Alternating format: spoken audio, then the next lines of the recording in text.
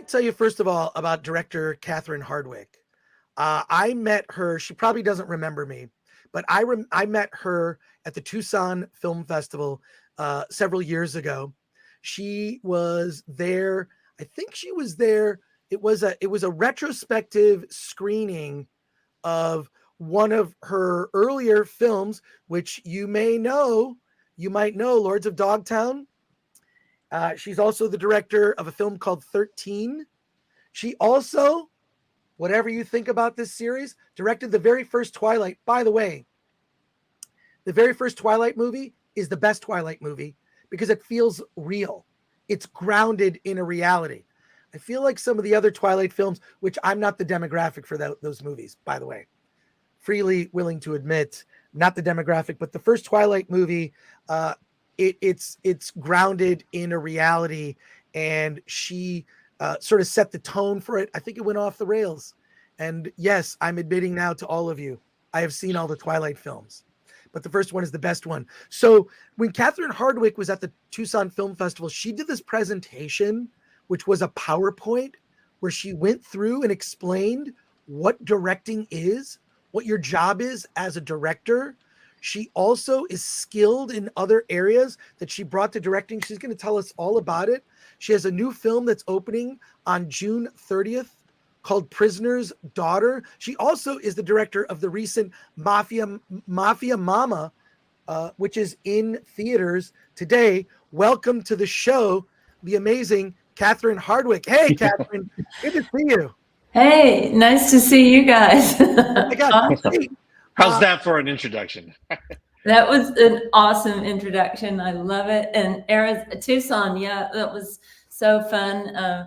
We got to see Lords of Dogtown. That was super cool. You see, I got my skateboards up there. Yes. Right, my friend Britt, he says he's met you a couple times. Britt Hine said you probably, if you were at your place, the boards would be up on the wall. So that's great. That's great. Before we talk about Prisoner's Daughter, I want to talk about what you did, this presentation. You've done this talk before. I was riveted to it, and the Q&A kept going because you really broke down a lot of what directing is. You used examples from your movies like Twilight, and it was amazing. Can you talk about briefly this presentation? And I think what you did is you just laid out directing can be such a mystery, and you kind of demystified aspects of it. I really would just, and everyone at the festival couldn't stop talking about it. Would you mind going through like some of it and telling us? Yeah, that's so cool, because actually I just did it last night for Vancouver Directors Guild last night. So I literally did it a few hours ago, and it's called Fix It and Prep.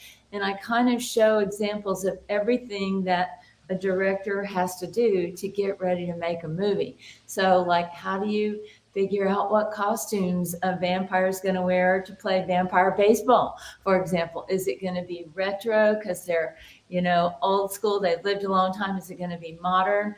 We try on different things. And, I kind of showed examples of like the first fitting, the first fitting for the baseball sequence.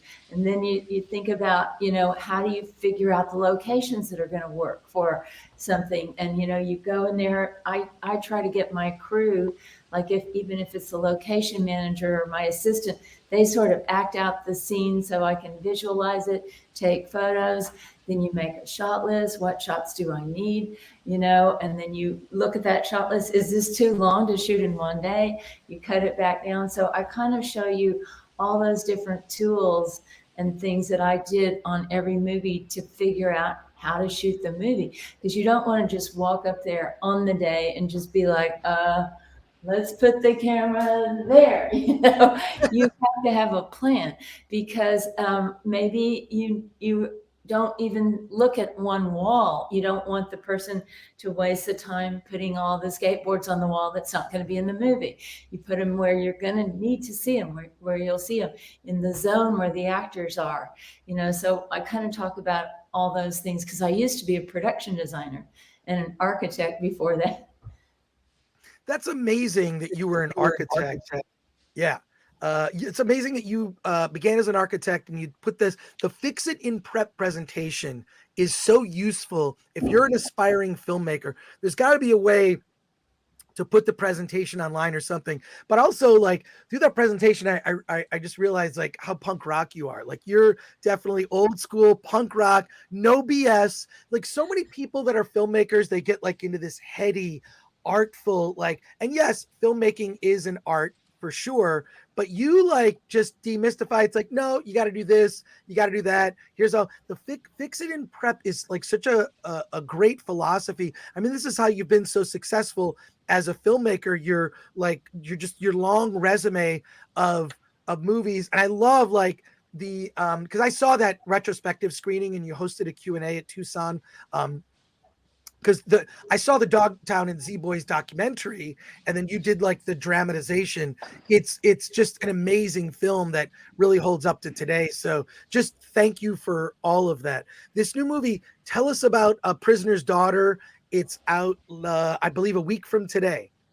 Right. Well, that was another kind of challenge because I think that movie was a little bit more like 13, where it was pretty contained like a family drama. And you have, Brian Cox, who been in jail for a long time. He's done a lot of bad shit, living on the outskirts of Vegas, all the seedy sides of Vegas. And then he's about to get out of jail, and you realize, or he only can get out of jail on compassionate release because he's sick, if his daughter will take him in. And his daughter has a long history of, disappointment, being let down by him. He wasn't there for her, all these regrets, but she does take him in. Kate Beckinsale plays the daughter, and she has a son. He doesn't even know about the son. And so the movie takes place a lot in their house because he's got to wear an ankle bracelet, and stay home and, be on probation and everything.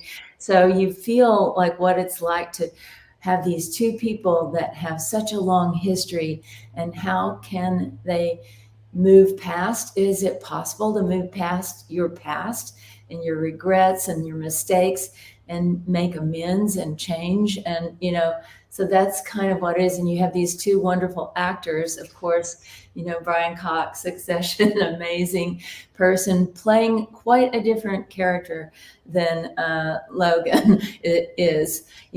This guy, yes, he has the violence, and the extreme nature, but in a way, like you mostly saw Logan verbally abusive. And this one, you see that he's physical. Our character is also physical too.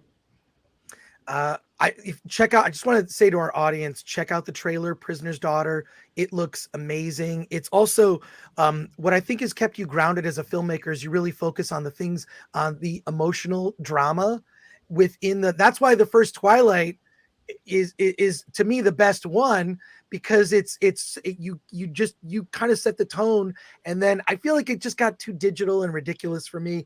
Okay, other people, I think they just should have kept you directing all the sequels. That's another debate. But I mean, this movie just looks fantastic. The chat is on fire with comments and questions for you, so I hope you can stay on and address some of these comments. Yeah.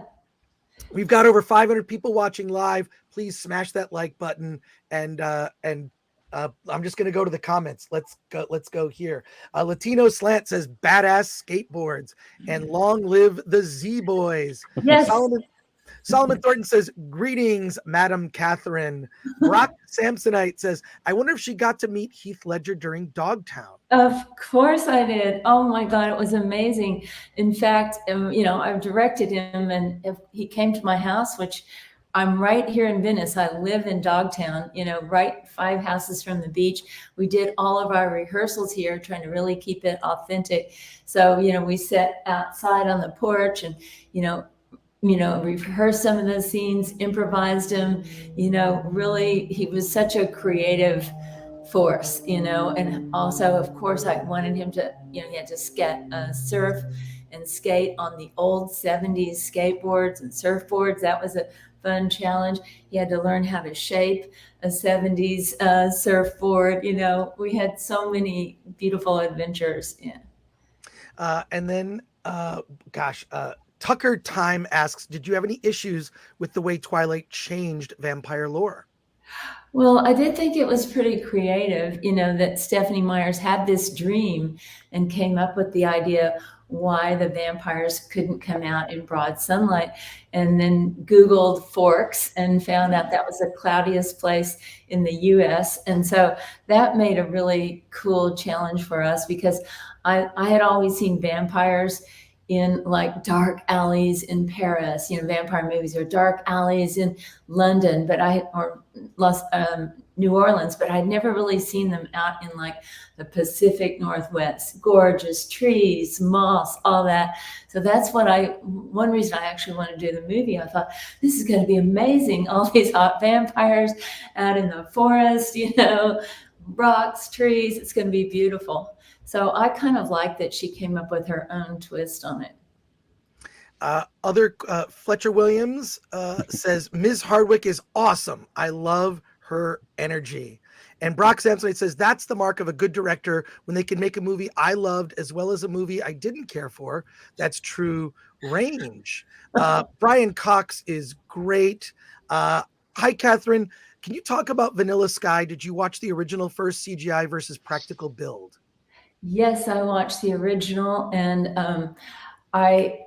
it was an amazing experience, as you can imagine. And mostly everything we built, we built everything. I got to build incredible sets, like his apartment, Tom Cruise's apartment. Oh, there were so many stories with that, because, oh my God, that's a whole hour right there, which is pretty funny. But yes, he wanted, had the highest standards possible, should have all the quality of Rupert Murdoch, but much edgier and cooler and all this. And so we had so much fun, like coming up with cool stuff, but everything was built, on that. It was, I was the production designer on that, by the way, not the director, of course. Nicholas Vargo asks, hi, Catherine. Just wanted to let you know I liked Mafia Mama, and really I'm looking forward to this movie too. And Fletcher Williams says, Miss Hardwicke, do you choose the color palette before you shoot it, if you have one in mind, and then modify to achieve it? Yes, I usually pick a painting, like some beautiful painting, like this painting. Oh, let's see. Can you see that one behind me? Yeah. That's my sister's. I'm going the wrong side. That's my sister's painting. And I'll say, like, there's a painting, all the colors in this painting, those are the colors we're allowing in the movie. For example, if you see that one behind me, you could have a beautiful green. You could have, background, sort of a golden light, but be sure that you don't have too much, not all green or whatever. Keep the proportions right. So we might give a few paintings to the prop master, the costume designer, and then they can choose their colors from that painting. That way it really keeps it unified. Or we might change the painting, or could be a photograph, not a painting, during the acts. The first act, it's going to be like this. The second act, it's going to get more colorful. The third act, the color is going to drain away. That's what we did on 13. Can I ask you? I want to ask you a question about like the projects you choose, and how that's evolved over time. Because I think, like, when I watched Mafia Mama and Prisoner's Daughter, it seems like there's an evolution in the projects you choose and the way you approach them. Can you talk about that a little bit? Yeah, that's such a great question, because for directors, we have a lot of projects that are like we're really passionate about, that we want to make. Sometimes some of them are something that came right from the heart, like 13, Lords of Dogtown too. I had to make those projects, so I just concentrated every second of my time. How can I get this made?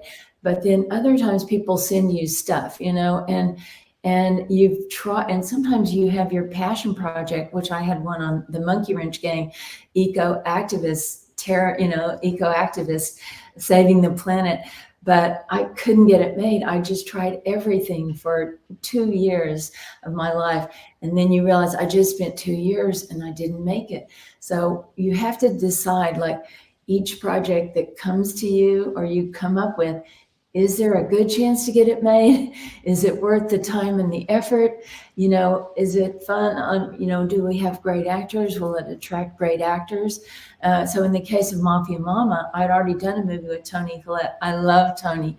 She's magical. She can do anything, comedy, drama, everything. And she said, hey, it's COVID times. We need to laugh. Let's go to Italy and make something that's just super fun, you know? So that movie was just kind of like all fun. And then this drama, Prisoner's Daughter, was so intense and so personal, and, you know, family issues and, you know, all those things that I thought that could be really great too, you know? So they're completely different. And in between, I did Guillermo del Toro's Cabinet of Curiosities, Dreams in the Witch House, totally different too. So it was great to just get to, you know, dive into these different worlds. We have so many questions. I don't know how long we have you for, but I'm just going to keep throwing them out until I let me know when you need to leave. But also, and the phone is ringing. That could be. Yes, that's me. Spaceman asked, Catherine, can you please talk about working with Brian Cox? Oh, yes. Okay. Brian Cox, amazing human being and just absolutely legendary and funny as hell and just feisty. I mean, unfortunately, we were going to film it in LA and we had to switch it to Las Vegas. In September, it was 110 degrees many days. Brian was in shock, as I was too. My head was being fried. He goes, I don't want to come over to that set until you guys are ready for me. So I had a guy from Vegas named like Vegas Jack that had to stand in for him. And I tried to figure out what Brian would do. So when he came over, we were ready and we were lit. But he just nails it every time. He knew what that character was. He felt it in his bones. He felt the pain, the humiliation, you know, all the things he had gone through, and you could just feel it in his heart, you know, in his performance, how he's very controlled, but he really wants to, you know, come back to a place with his daughter and his grandson, a good place before he passes away. Goober asks, how much freedom did you have for Guillermo del Toro's Cabinet of Curiosities? Okay, that was really cool because Guillermo really wanted to empower all the 8 directors that he chose, and he wanted each of our projects to kind of be our own and us to take the, you know, take the wheel. And each of them were totally different. Like mine was set in the 30s in Boston. We had a tree root witch and a talking rat, but every project was different. Somewhere in the 70s, somewhere, you know, all different time periods. So, and Guillermo is the insane master of creatures.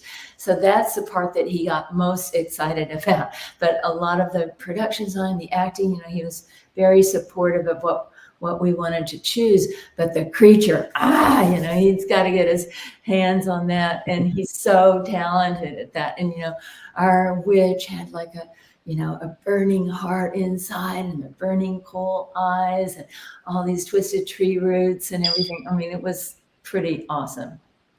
And Solomon Thornton, a lot of people asking, any advice for beginning filmmakers? Oh, yeah. I mean, I think right now there's so many fun things you can do. I always advise people to get your skill levels up as high as you can in every area. Like if you're more like a writer, you know, or a literary person or an actor, then work on the visual side, like go to museums, study, you know, art, painting, photography, what color palettes, things like that. If you're more visual and you haven't really done the acting, take the acting classes. I took like 5 years of acting classes in between every job so that I'd be able to understand how does it feel when you're up there on the spot with tons of people around you with lights and, you know, telling you to be there in the moment. How can you take all that clutter out of your head and focus? And how can I, as a director, help the actor focus and be really present in the moment? So like, I guess that would be one thing. Work on your skill set, work with as many directors as you can, listen to their talks online and behind the scenes, all that. 13 was such a wonderful film. Do you plan to collaborate with Nikki Reed in the future? Asks Lubitsch Touched Me. Oh, I love Nikki, and I literally just talked to her, and it's actually the 20th anniversary of 13. So we're having a screening, and she and I are doing a Q&A coming right up. And so I love Nikki. She's just kind of an amazing, evolved into an amazing person with, working for Leica with her photography, creating sustainable jewelry, lifestyle products. She's so cool. And we always talk about what can we do? What else can we do?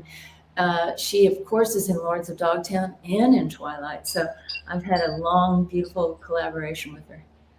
That's great. And then so many more questions here. The Nerd Far Away. Hail, Ms. Hardwicke. Do you think actors need to join the unions, or can they escape the typical Hollywood route? Granted, less work, but maybe more satisfying work. Wow. Okay, that is a good one. Since SAG-AFTRA is about to have a possible strike and everything, so the people that aren't in SAG can still work. Seems like they are still eligible to work on, more indie projects and things like that. So maybe it could be good that before you get really established to stay more indie. But then if you once you reach a certain level and you want to work on, movies with a whatever bigger director, slightly bigger budget, you're going to have to join SAG. Cool. And then let's see. Latino Slant says, Catherine, Lords holds a special place in my heart. I was a little board surfer back in the day off Ocean Park Boulevard. How did you recreate the old OP Pier? Oh my God, that's so cool. Well, we did it in two ways. We went down to Imperial Beach, which is right on the border of Tijuana, and the US. And there was that beautiful old Imperial Beach pier, the wooden pylons. And then we believe it or not, on eBay, we found an old Ferris wheel and dragged it down there, and old parts of hilarious, carnival elements, and added them in and built a little pier part and basically created our own version, POP Pier. And then when it burned down, some of that we shot literally almost right there, right outside of my house, the burned down parts, that beautiful scene with Heath Ledger and Emil, where they talk about the old pier. And then let's see. Cher Bear asks, Catherine, the Nativity Story was a beautiful film. Was it stressful taking on such a powerful story and translating it to film? Yeah, I mean, thank you. That was amazing. From the day that I got hired to do Nativity Story, we had to find all the locations, on the other, in Europe. So we shot in Italy and Morocco, and then we had to find actors from 30 different countries.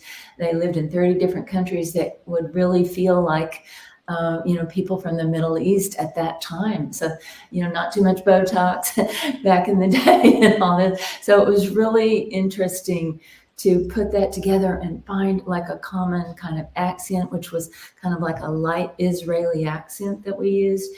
So, it was, and riding on camels and learning about camels. They can get mad and stampede, if they see grass and they want to go over there, all the crazy stuff that happened. But absolutely a beautiful experience. And that was Oscar Isaac's, I believe it's his first movie, and he's incredible as Joseph.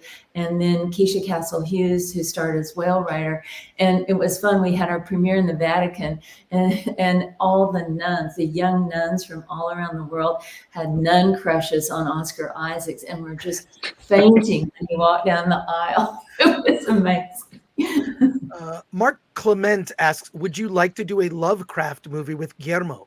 Yes, and that the project that I did, Dreams in the Witch House, was based on a Lovecraft novella. So I've already had a little bit of a taste of doing that. It was super cool, the creepy rat, and Lovecraft had really created this atmosphere of this witch house that you felt like it was a living, breathing creature. So that's something we had a lot of fun doing with the sound design and everything. And then, of course, another question here, Lubitsch touched me asks, do you have an actor you worked with whose performance you're most proud of?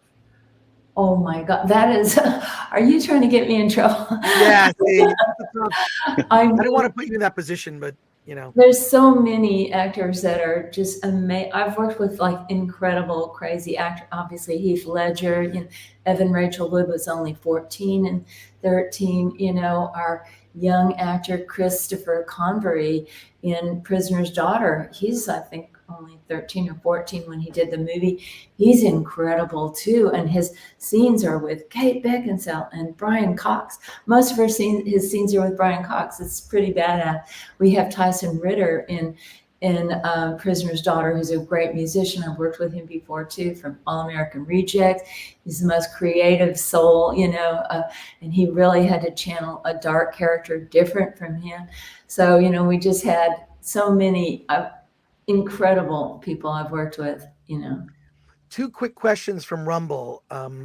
From Aid Ellis 24. Could 13 get produced in 2023? I think so, because we have some fearless, beautiful places like, A24 or, awesome companies that are really pushing and trying to do something great. So I think it could, but it was very hard to get it made then too. We just like, I got paid $3 for doing the whole movie, because nobody thought that, a movie was going to be R-rated, because very tough, serious, subject matter, that, she cuts and everything in the movie, and a lot of stuff is going on in her life.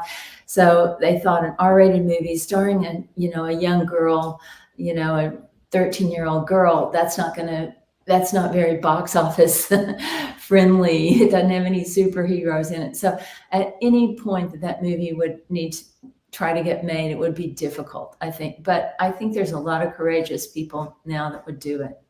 We were just talking about A24 earlier and how they're really the company that I'll see anything that they put out with their brand because it's always something unique. Also, from Rumble, Aid Ellis 24, what was it like adapting Jamie Hewlett's designs for Tank Girl? Oh my God, what a great question. I could not have had more fun as a production designer.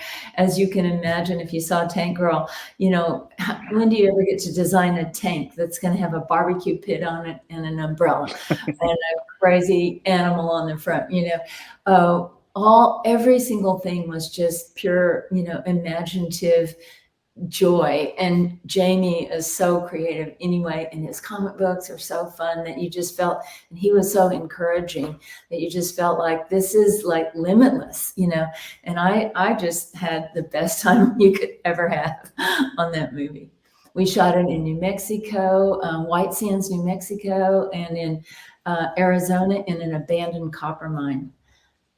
And then Latino Slant says, Catherine, Miss Bala, you excited for Donette Alcocer and Blue Beetle? Yes, our same beautiful writer, Gareth, wrote Blue Beetle, so I cannot wait to see what he's done with that. He's such a, brainiac, fabulous.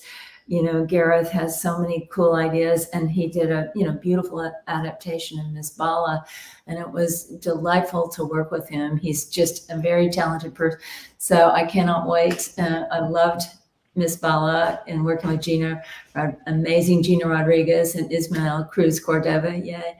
So again, I could have mentioned them, love working with those actors. I should mention them. They're all so good. And then Ismael Cruz Cordova is again in Dreams of the Witch House in the Guillermo del Toro project, playing a very different character. Cool. And then just a few more questions and we'll wrap up. But Brock Sampson asks, in your whole body of work, what was your favorite location to shoot a scene at, and why? Oh, that's a good one. Wow. Favorite location. Oh my God. I've been so lucky. Like Mafia Mama, we got to shoot in, 400-year-old villas in Rome that had a cow head on the wall that said that cow gave milk to the Pope during World War II. I'm like, what? Mind blowing. And of course, the forest around Portland, Oregon were just drop dead beautiful. And the Oregon coast on Twilight, insane. So my God, I've been so lucky. Morocco, shooting in Morocco out in the desert. I've been lucky. I've shot in London, was insane on Miss You Already. I guess I'm a lucky person. Well, your presentation, that Fix It in Prep, I feel like that's like taking a master class in filmmaking. That presentation, I mean, it was like just around an hour-ish, and I could not believe how much dense information. You don't waste any time saying, this is what a lot of rhetoric around, advice for filmmakers is: go for your dream, do this. It's a lot of like flowery, like inspirational language, but you just go like, okay, here's what you got to do. And you just like go right into it. And I would love to see it. And also congrats, American Cinematheque this weekend. Catherine will be there with 13, a retrospective screening with Nikki Reed as well. So is it this weekend? No, I think it's next month. Next month. Okay, coming up. Yeah. You can go to AmericanCinematheque.com to check it out. It'll be a screening with a Q&A and whatnot. So, and at the Lindley, I'm doing next Wednesday and Friday, we're doing Q&As for Prisoner's Daughter. So that's going to be fun too. All right. Well, we'll end with that. Brock Sampson says, very cool. Thank you for taking the time to chat with us. And Juxtapose says, sold. Where can I watch this film, Prisoner's Daughter? Okay, it's coming out in theaters next week. And so, yeah, definitely go support it. See it in a theater. Get overwhelmed by Brian Cox on a big screen instead of just the little one. You're going to love him. He's so powerful. And Kate and Tyson and Ernie Hudson. So it's a beautiful film. And also, it will be, of course, on pay VOD, I'm sure, about a month later or something. Yeah. Well, Catherine, on behalf of everyone in the chat, which is on fire, Allening and myself, just want to say thank you for taking the time to chat with us. You are on a rare short list of people working in Hollywood as a filmmaker that is no BS, and I appreciate your work. You're always doing something interesting and challenging, and I feel kindred spirits in the punk rock sense. So thank you again for all you do. Hey, thank you so much. This was a lot of fun. You guys are amazing. Cool. Thank you. Thanks. And and I strongly recommend, if there's any way to see that, Fix It in Prep. In Prep, Fix It in Prep. See that presentation. It will change how you look at making movies. Thank you, Catherine. Really appreciate you. Thank you guys so much. Thank you. Awesome. Have a beautiful day. Take care. Thanks. Bye. Bye-bye.